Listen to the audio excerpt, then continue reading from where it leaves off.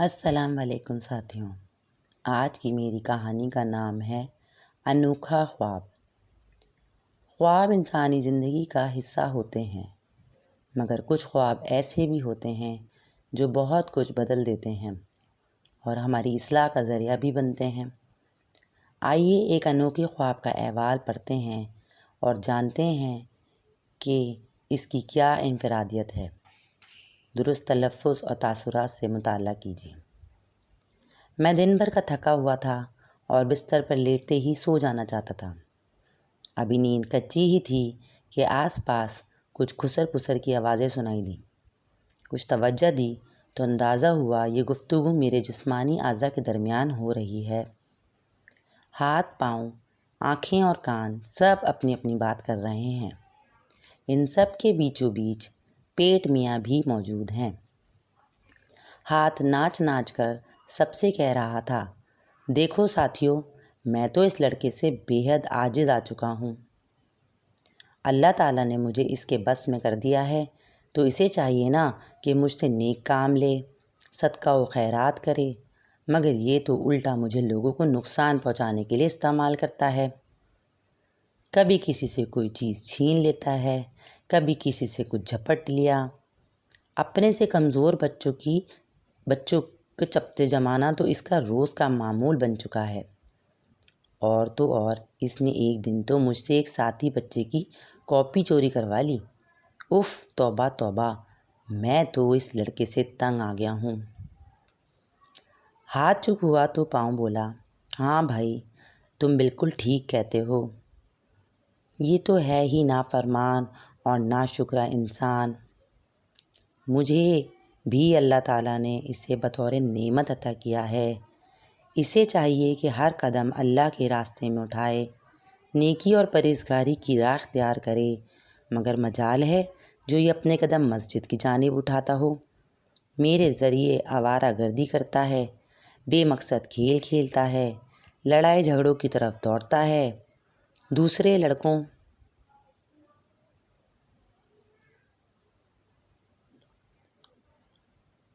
کو لنگڑی لگا کر انہیں گرا دیتا ہے، ٹھوکریں مارتا ہے۔ ہاتھ بھائی، میں بھی تمہاری طرح اس برے لڑکے سے نہایت عاجز ہوں۔ پاؤں خاموش ہوا تو آنکھ پھڑک کر بولی، جی بھائیوں، میں بھی آپ دونوں سے پوری طرح متفق ہوں۔ یہ ہم اعضاء کی نہ صرف ناقدری کرتا ہے بلکہ انہیں برے کاموں میں استعمال کر کے اللہ تعالیٰ کی ناشکری کرتا ہے۔ مجھے دیکھو، میری موجودگی سے اس کی شخصیت میں کیسا نکھار آ گیا ہے۔ میری روشنی سے کام لے کر اسے چاہیے کہ قرآن و حدیث کا مطالعہ کرے، خوب پڑھ لکھ کر ملک و قوم کا نام روشن کرے، مگر یہاں تو یہ عالم ہے کہ فضول فلمیں دیکھنا اور کمپیوٹر پر بے مقصد کھیل کھیلنا ہی غالباً اس کا واحد مقصد ہے۔ میں بھی آپ دونوں کی طرح اس سے بے حد تنگ آ چکی ہوں اور اس ناخلف لڑکے سے اپنی جان چھڑانا چاہتی ہوں۔ ابھی نہ جانے آنکھ کتنی دیر اور پھڑک پھڑک کر اپنے دل کے پھپھولے پھوڑنا چاہتی تھی کہ کان اپنی دہائی دینے لگا۔ ساتھیوں، میرا حال بھی تم سے الگ نہیں۔ میں بھی اس لڑکے سے جان چھڑانا چاہتا ہوں۔ میرے ذریعے اسے بے ہنگم گانے سننا پسند ہے، گالیاں، غیبت اور بہت سی بری باتیں سن کر یہ خوش ہوتا ہے۔ بھلا کیا اسی مقصد کے لیے اللہ تعالیٰ نے مجھے اسے عطا کیا تھا؟ ابھی کان نے یہ سوال کیا ہی تھا کہ پیٹ میاں اف اللہ کر کے بولے، بھائیوں، میں بھی اس لڑکے سے بہت تنگ آ چکا ہوں۔ ہر وقت مجھے انگاروں سے بھرتا رہتا ہے۔ میرا مطلب ہے کہ حرام حلال کی کچھ پرواہ ہی نہیں کرتا۔ کبھی چوری کی کوئی چیز کھا لی تو کبھی کسی سے کوئی چیز چھین جھپٹ کر کھا لی۔ اسے ذرا خوف خدا نہیں ہے۔ مجھے تو اب اس کا کہا نہیں مانا جاتا، مگر کیا کروں، اکیلا ہوں اور اکیلا چنا بھاڑ کو کیسے پھوڑ سکتا ہے۔ پیٹ میاں اپنا بوجھ ہلکا کر کے خاموش ہوئے تو دل و دماغ نے بھی اس طرح کی باتیں کیں۔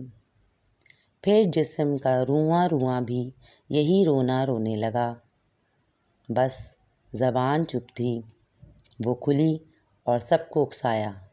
بس بہت ہو چکا، اب فیصلے کا وقت ہے اور سب مل جل کر اور سوچ سمجھ کر کوئی فیصلہ کر لو۔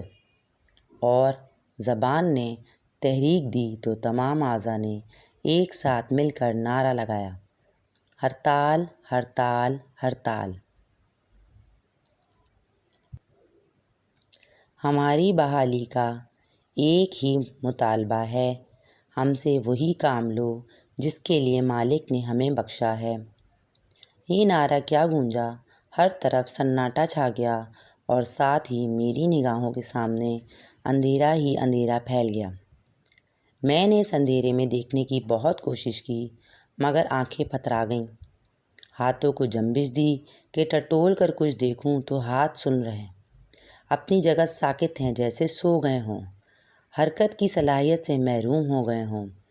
چلنا چاہا تو پاؤں من من کے ہو گئے ہیں، بے حس و حرکت ہیں، چلنے کے قابل تو کیا ہلنے کے قابل بھی نہیں رہے ہوں۔ چیخنا چاہا تو زبان خاموش، آواز گلے میں ہی دھس کر رہ گئی۔ زور زور سے سانس لینا چاہی تو لگتا تھا نظام تنفس بھی تھم کے رہ گیا ہے، غرض جسم کا رواں رواں بیکار سا ہو گیا ہے۔ میرے اندر سوچنے سمجھنے کی صلاحیت بھی نہ رہی اور پھر اچانک ایک آواز آئی، نماز نیند سے بہتر ہے۔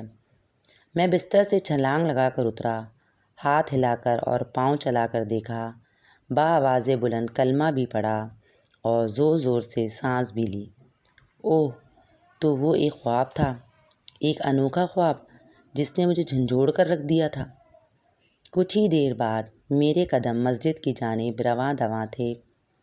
نماز فجر کی ادائیگی کے بعد میرے دونوں ہاتھ دعا کے لیے اٹھے ہوئے تھے، آنکھوں سے اشک ندامت جاری تھے اور لبوں پر یہی دعا تھی، اے اللہ مجھے معاف فرما اور مجھے توفیق عطا کر کہ میں تیری تمام نعمتوں کو تیری منشا کے مطابق استعمال کر سکوں، آمین۔ تو کیسی لگی آپ کو میری کہانی؟ اگر اچھی لگی تو پلیز میرے چینل کو لائک اور سبسکرائب ضرور کر دیں۔